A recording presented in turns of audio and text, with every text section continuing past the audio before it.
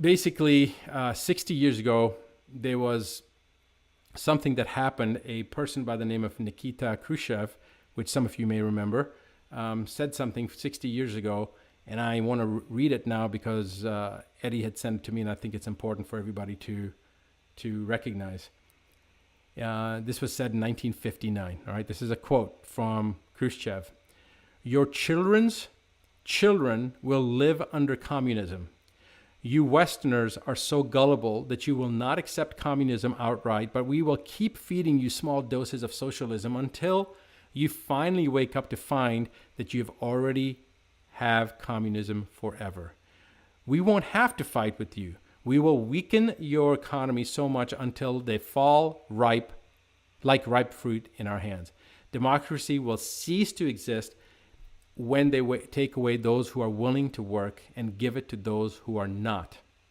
Now, this was said on September 29th, 1959, when Nikita Khrushchev delivered his prediction for the demo-liberal states at the United Nations headquarters. At that time, the word communism was only feared in the Western world. Okay, everyone else, it wasn't a big deal. Now, I want you to remember something, that it is socialism in small doses that leads to communism. Now, communism, guys, if you look at communism from a philosophical standpoint, it's a great philosophy if you're a sheep or a cow. All right, but as soon as you enter the factor of wanting to have a better life for yourself or your children, and so you'll have somebody that works harder, works longer, is willing to pay the price of more effort. As soon as you have somebody like that, then communism will never work. It'll never work for humans because there'll always be somebody that wants something more and is willing to work harder.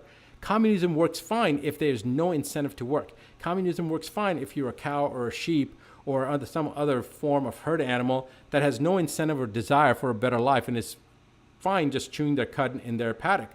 But as soon as you enter the factor of human desire into it, communism will never work. Socialism will never work. It will never be sustained for very long. And that's what the problem is. And people forget, these idiots that are out there, including one of my own family members who ran on a platform as a socialistic Democrat. I'm like, how stupid can you get? Did you forget that there have been literally millions of Americans that have died over the last 250 years fighting against socialism? I mean, did people just forget that? I mean, World War I, World War II, the Korean War. And again, many of these things were political BS things that we got involved in, but it was essentially to prevent the advent of socialism taking over our country. And now, it's like our forefathers knew. They were so unbelievably aware of what the future would hold. That's one reason they made the First Amendment freedom of speech and the Second Amendment the freedom to bear arms, so that you could protect yourself. All right?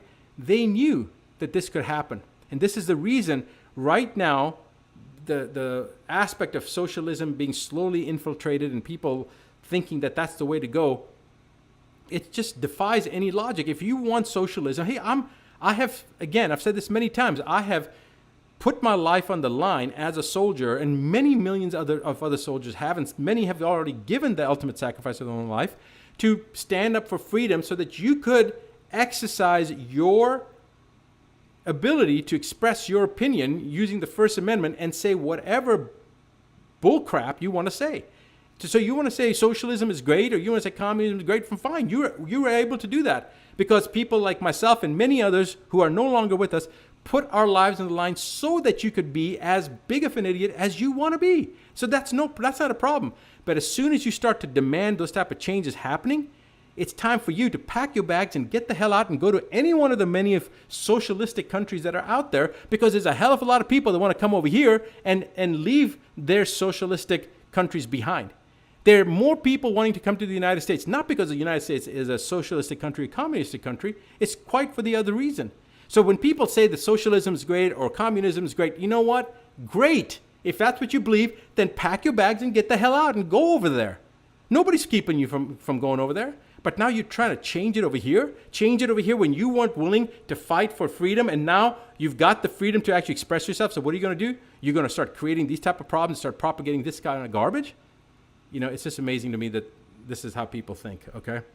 So I just want to go on and talk about how one goes about creating a socialistic state. And I want you to see these these 8 levels of control and tell me if you see any of those happening right now. The first one is medical care. Control the medical care and you will control people.